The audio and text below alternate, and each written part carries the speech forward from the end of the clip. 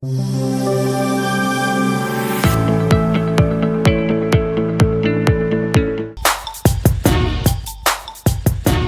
Can't Quit is the name of the book, and I'll get into that in a second. But my name is Paul Roberts, and today I'm 4,811 days sober.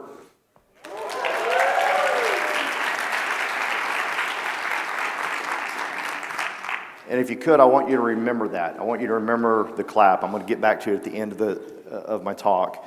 But I want you to remember you guys clapping, because what y'all did was vital to the success of what I can do around here, okay? But like I said, my name is Paul Roberts. I call myself the CSO of We Partners, the Chief Solution Officer. My man Daniel is the CRO. He's the Chief Reminding Officer of We Partners, and he just actually reminded me to tell y'all that I was the CSO before I came up here. That's how good he is at his job of being the CRO. And he really is. The number one, the biggest human need we have in... you know what? I would have loved to have seen everybody's face when they opened my slide presentation and go, what was he thinking? Like, who invited this guy to speak to us? Because there's got to be a story behind this thing, but I'll get to that in a second. But the greatest human need is belonging. When you belong, read 3D Coach. It's an incredible book. But when you belong, you perform at a higher level.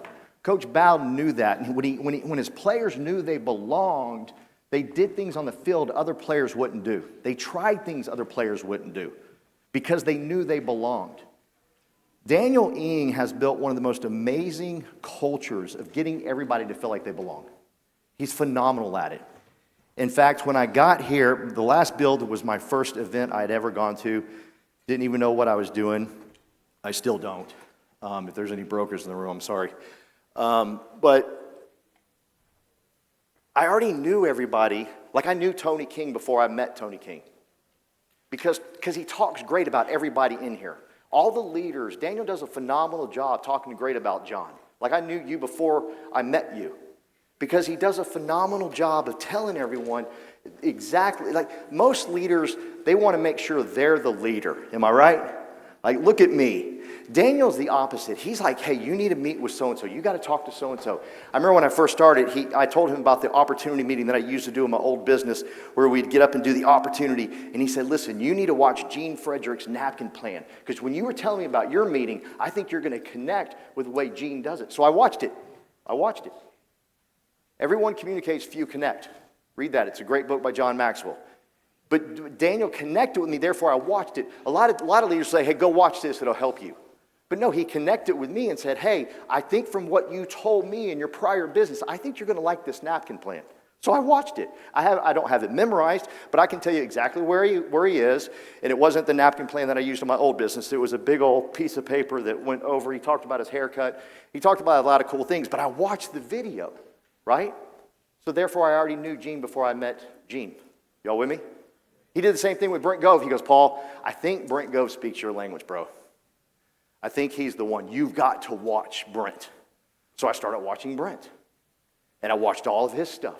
And now when his stuff comes out, I start saying it probably more than he says it. We help buyers buy, we help sellers sell, and we list agents. That video just came out a couple weeks ago. But I say it all the time now. It was one of my YouTube videos. We help buyers buy, we help sellers sell, and we list agents. See, that's a connection that I was able to make before I ever got to know him. So do me a favor, if you're a leader in here and you want to be a leader, get great at edifying. Get great at edifying everybody around you. Build them up. Please build them up. Because then they will feel like they belong well before they actually belong. They'll feel like they know everybody. Like I felt like I knew everybody when I came in here. I felt like they were already part of my family. It was amazing. Now, why Monkey King? My first event that I went to in Daniel's office, like Tony said, I sold my company. And Laura, I was like, what am I doing? Why am I wanting to build another deal, you know? And I'm headed to Daniel's office, and they're having food, which if you live in Dallas, Daniel has food a lot. And he cooks it, and he's an amazing cook. But the first event we go to, I went with my office manager, Carolyn Richter, and we go into the office, and this gentleman walks up to me, and he goes, Monkey King, and he walked away. Now, let me preface this. Me and Carolyn were the only two white people there. Daniel's group at the time was like 99.5% Asian. So I didn't know what Monkey King meant, and we had nobody we could ask other than TC. His name's TC. He's right over there. He said it and just walked away. And I looked at Carolyn, and I go, did he just call me Monkey King? And she goes, I think so. So we Googled it, and it got worse. A lot worse. I was like, this is not good, right? And so I think later on, maybe an hour or so, TC comes back to me, and he goes, well, the reason I called you Monkey King, it's a Vietnamese folklore, and I think your goatee and everything, I think you look like Monkey King. I got a nickname the first day of joining this. Immediately, I belonged. Y'all with me? I don't know if TC, what he did was intentional, but TC is great at making people feel like they belong. But what he did is, I got a nickname, and now I actually, he freaked out when I got monkeykingroyalty.com. He was like, you did not, and I said, I did. But it just became my name. And it's that belonging. And then I was like, okay, take a deep breath, Paul. It's okay that you're rebuilding.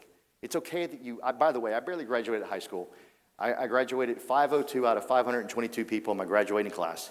That means 96% of the people beat me. I did the math before I told y'all that. And so it means I'm not that bright. But I'm hearing a lot of this for the first time. Where was I going with that? Monkey King, belonging.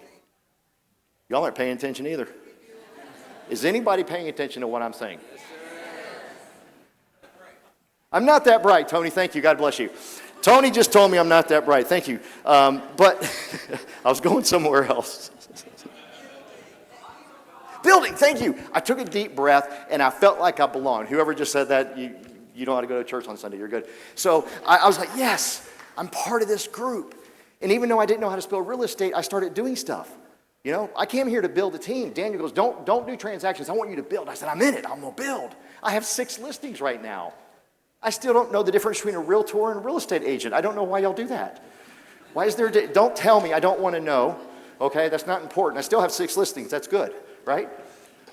But because I belonged and I just fit in and I started hanging out with Daniel as much as I could, all of a sudden I was like, this is my team. See, you never want a person to drive by their church and say, that's the church I attend.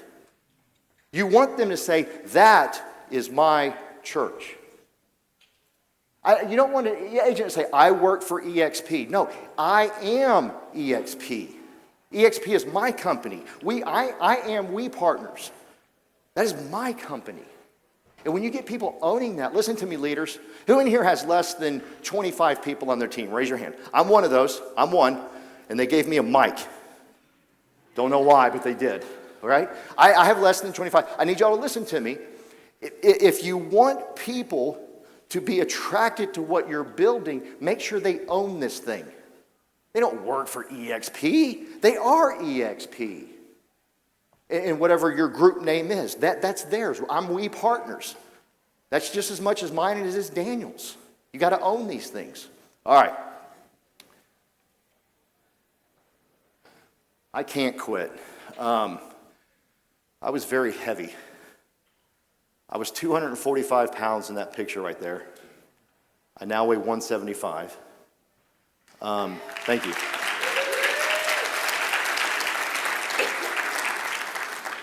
And my point to this slide is this. Please do me a favor. I need you to strike this from your vocabulary. Never, ever say it again.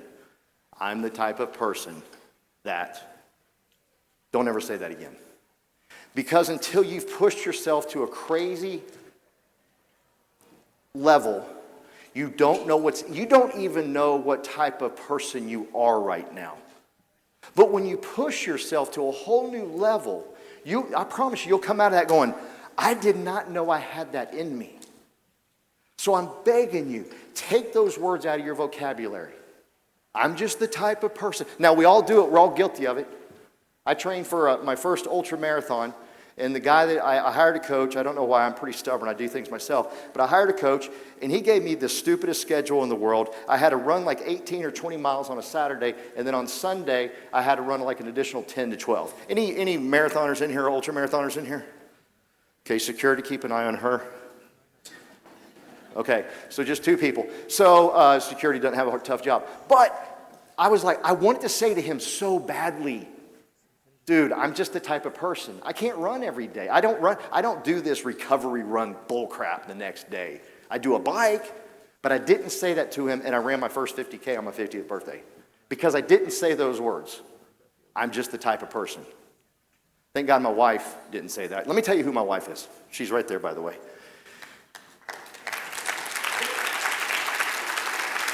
If you can't see her, she's the one that matches me. We look identical today.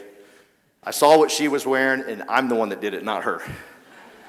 I was raised by 3 women, and then I have 3 women in my house. I might be the woman in the house, I'm not too sure. But I changed to match her this morning. I just want to be clear on that, not the vice versa. So let me tell you the type of person my wife is. My wife and I got into our old business to build it, and this is what I said to her. I said, hey, you're going to do the admin, and I'm going to do the sales. Yeah, let's go for it, okay? Now, if you've built a business, you already see a problem with that business plan. You don't need a lot of admin work when you ain't got no sales, right? When nothing's coming in, there's no admin work to be had. They're like, yeah, you do the admin stuff, and I'm going to do the sales. And the number one rule of business is what? Staying in business. Who said it? Number one rule of business is staying in business. That's not a good method. Let me tell you who my wife is. My wife has done jobs where she has managed inventory, where she shipped it from Japan to here to other countries. And that was her job, logistic type stuff. She does not do sales. She does not do cold calling. She does not do recruiting. She doesn't. But when our backs were against the wall and they had repossessed her car, they had already repossessed my car, and for whatever reason, when they repossessed hers, it hit harder. And she goes, what can I do? And I said, I'm going to need you to cold call. I'm going to need you to help me recruit. I'm going to need you to call some leads and set appointments for me. Thank God that woman didn't say to me, but Paul, I am the type of person that. Instead, she cried. She had a panic attack, which she should have. She was physically sick. She goes, I got to go throw up. But this woman who swore she would never make cold calls, swore she would never set leads, swore she would never recruit, did all of those things. We don't sell our company for multi-millions. If that woman would have said to me, I'm just the type of person. Because she did something that she wasn't, what she thought she wasn't. I'm begging you to get that. That is the kiss of death. When you say something like that to yourself, because you don't know what's inside of you. She had no idea what was inside of her. And the next thing she said to me, she goes, Paul, I am not public speaking. It'll never happen. I will kill you. You will die. And I said, honey, I had some bad news. We've hit some success levels, and they've asked for both of us to speak. And all they want you to do is say, this is my husband, Paul Roberts, and that's all you got to say. And she goes, okay, I'll do that. She was tricked. That was not all she had to say. That was not all she had to say. And she spoke, Tony, and we walked off the stage, and she goes, I'm never doing this again. I said, baby doll, I will talk to them, and I will make sure that they understand that you are never public speaking again. As we're walking off the stage, the man at the end of the stage says to us, y'all crushed it. Y'all are going to be great at National Convention. And I looked at her, I said, I haven't even had a shot here. She's one of the best public speakers I know. She hates it. She will fight you before she comes up here. And she's only like 5'2", but she will win probably. She hates it. But she's one of the best. I've seen her speak at women's conventions. She's absolutely amazing. She's actually getting mad at me right now because she's going, if you're talking them and they get me speaking, this ain't happening. But she's great at it.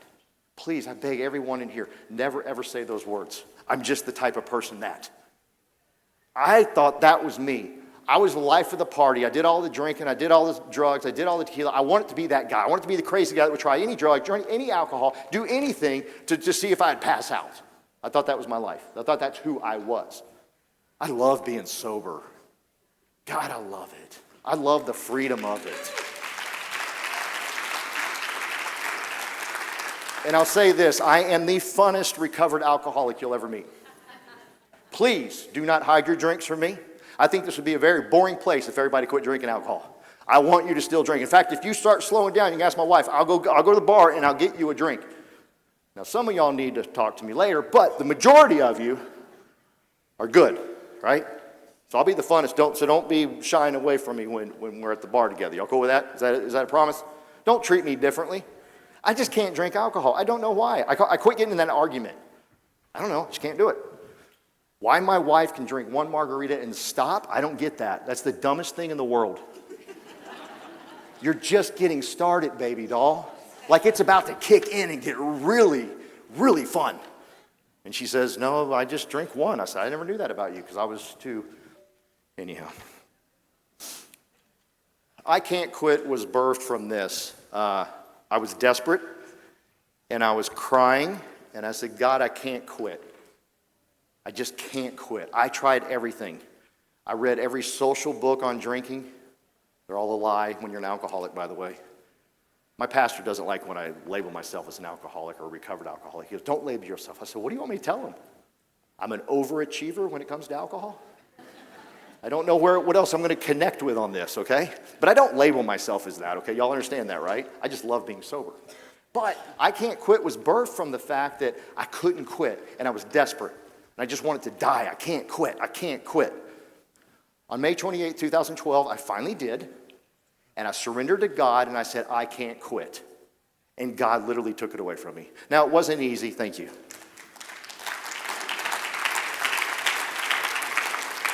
It wasn't easy, but God lifted it from me. He says, you've tried long enough on your own. Let me handle this. I got this, right? And so then it became, I Can't Quit, I started a new business here with Daniel and Calvin and Colin. I can't quit. And I was like, you know what? I'm not going to write a book on just addiction. I'm going to write a book on addiction, and I can't quit the business. Because all these flooding memories come back of when I started the other business when I was broke. I'm not broke no more. It's a lot more fun. But I'm like, I still can't quit. I made a promise. I can't quit. You can ask my wife. I actually finished this book in Cabo when we were at Cabo at our Cabo event. Did I say Cabo a bunch of times? That was weird. Thank you. But you can ask my wife. I stay up till 2 a.m. just working on it. And I actually finished this book in Cabo because this is about me not quitting this business. I can't just rest on the laurels that I made a lot of money over here. No, I got to come over. I got a son-in-law. He just lost his father last week. He needs to see me work. And if I quit now and I make it to 90, that means I retire for 40 years. How exciting is that for him? See, there's someone watching you right now, and you can't quit. Now, let me tell you something. You don't need an audience of an Ed Milet or a Tony Robbins or even a Brent Gove to have impact in people's lives. You have impact in people's lives right now by the way you handle by the way you handle challenges, by the way you behave. You're changing people right now, one by one. I've interviewed a lot of successful people. Not one of them has ever said to me, it was Ed Milet that changed me. It was Tony Robbins that changed me. They name one person, sometimes two. But it's a person you and I don't know. Mine was Fitz.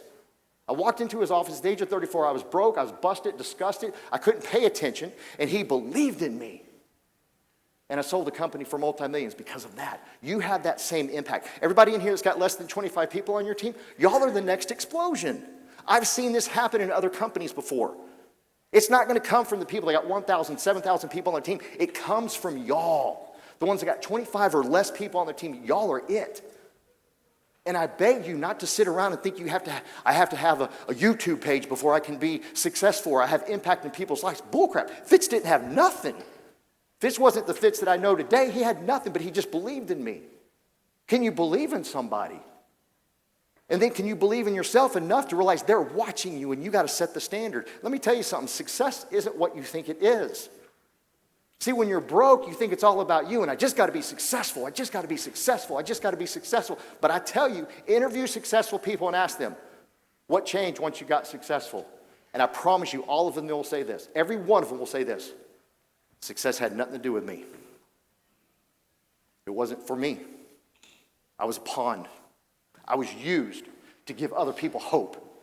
It was y'all clapped. Thank y'all for clapping. You know why? Because there's somebody in this room, I swear to God, that wants to quit right now, wants to give up alcohol, porn, drugs, anything. But y'all clapped and accepted me for that. And because y'all accepted me, you gave someone a chance in this room. I swear to God you did. I promise you did. You can do the same in business. You're going to be successful in business, not for you, to give someone else a shot. Because they're thinking, I can't do this. But then they look over at you. Do me a favor. This is what I'm going to end with. Make it look easy. Quit acting like everything's so damn tough. Make it look easy. Because if you make it look easy, Brent Gove makes it look easy, am I right? Like he makes it look easy. Like you want to join in on the fun. And you know it's hard. You know it's punishment. But you got to act like it's easy. Go get yours. I'm getting mine. Adios.